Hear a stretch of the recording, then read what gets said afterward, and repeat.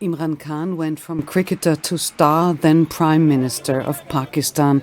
A year ago, he was ousted by a vote of no confidence. Since then, Imran Khan has been fighting for power, campaigning throughout Pakistan. A few months ago, he was shot with 4 bullets in his leg. Imran Khan sees the current government behind this attack. There are violent clashes between Khan supporters and the police. More than 140 lawsuits are filed against him, with the intention of disqualifying him from being elected, says Imran Khan when we reach him at his home in Lahore, Pakistan. Imran Khan, is your life still in danger? The people who I'm contesting elections against are the two family mafias. They're not political parties, they're family mafias. Only the parties are dominated by just their own families.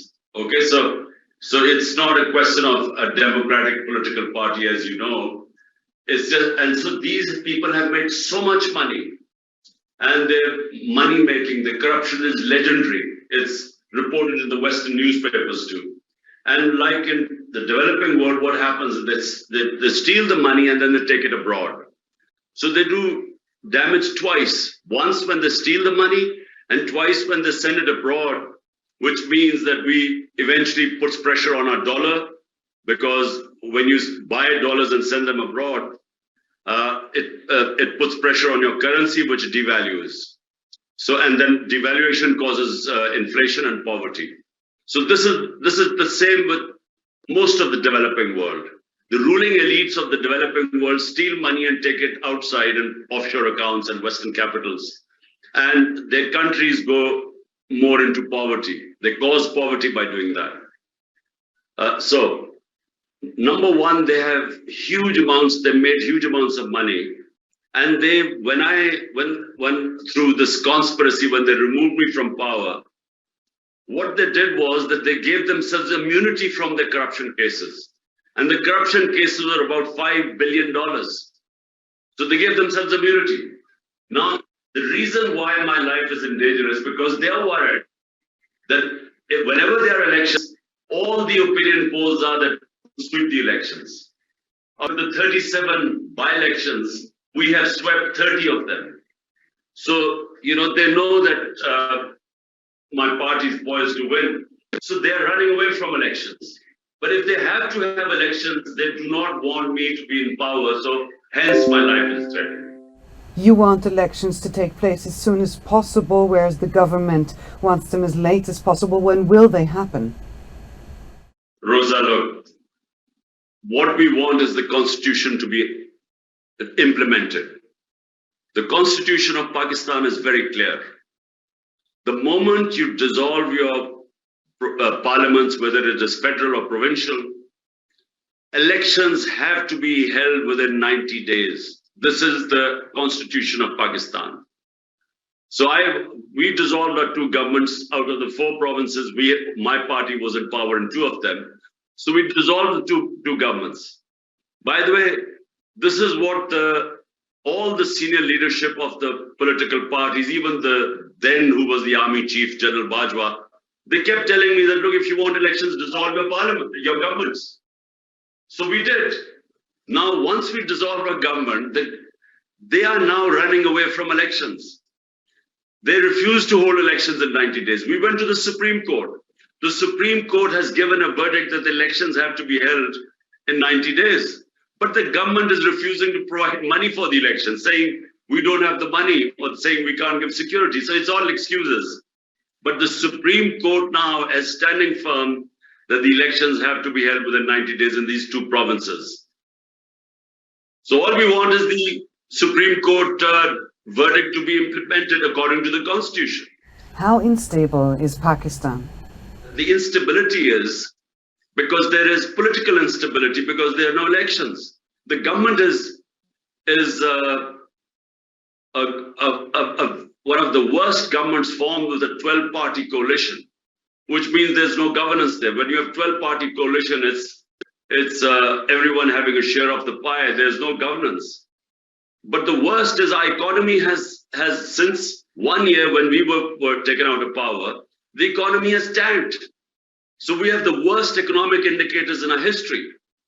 We are basically bankrupt. Our rupee has lost 35% of its value in just a space of 11 months. We have the worst inflation in our history of Pakistan, especially the sensitive price index, which means common people, the things that they eat on, or the kitchen stuff, it's almost 50% inflation. So worst inflation, then the rupee falling means, the everything imported, oil, everything has gone up, and inflation is not being controlled. But then the other thing is we have now, from 6% growth rate a year ago under us, it's now gone down to 0.4%. So that means massive unemployment. 50% of industry is closed. So revenues are falling, exports are going down. So therefore, all the economic indicators are going south. Now, the only way out of this mess is to have political stability, which comes from free and fair elections. But as I said, free and fair elections, they are petrified of, because they're scared I will come back into power.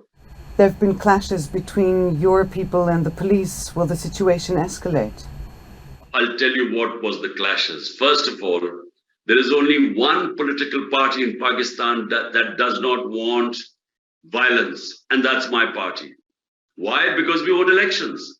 If you want elections, the one thing that will stop the elections is that the government already claiming there's a insecurity. They will claim that they cannot provide security to the country. They're already making that excuse. So if we have political violence, it will give a government the opportunity to delay the elections. So therefore, it is not in our interest for there to be violence. But what it is in the government's interest to have violence. So what they did, they have twice, in fact, 3 times attacked my house. And why have all my people came, the people, 2,000-3,000 people outside? Because why are the people outside my house? So you should understand this. The people who tried to assassinate me, which I told you in the beginning, are all in power. Everyone here believes me that the government will try and kill me again. So that's why the people are here to protect me. This is about, so far, 5 times the police has come to arrest me. Not in my house when I was in Islamabad. And every time people found out, they would rush to my house. Why? Because firstly, they're all trumped up charges. People in this country know me for 50 years. I've never broken a law. I'm the most well-known Pakistani in this country. I'm the biggest fundraiser in the country, because I have done the biggest charity work. So the reason I do it is because people trust me with their money. So they do not believe that in last 5 or 6 months, I have 445 criminal cases against me. 40 cases of terrorism. So each time the case goes to the court, we end up in a court, the cases get thrown out. Because even a hardened criminal cannot have 15 criminal cases in one day. Even the worst terrorist cannot have committed so many crimes in such a short space of time. So no one believes it. People come outside because they realize that once they arrest me, then they will take me to prison, and people feel that they will kill me there, they will poison me. So everyone feels that because they've tried to do it once before. Pakistan's economy is in free fall and has no deal with the IMF. We have to have IMF because we don't have dollar reserves. So that means we need respite, until we can generate our own dollars. We need IMF's help. But what we want to do is to have our own program which we can sell to the IMF, rather than the IMF standard prescription. Problem with IMF is that they tighten everything and they curtail the growth rate. And when your growth goes down, your wealth creation goes down, it takes away your ability to pay your debts. If in a house I have got debts, the only way I can pay my debts is if I have earnings. But if you curtail the growth rate, which means your wealth creation, how are you going to pay your debts? Because they just keep increasing. So we are coming up with a program, and we will, if and when, God willing, we come into power, we will have our own program with the IMF, what we intend to do.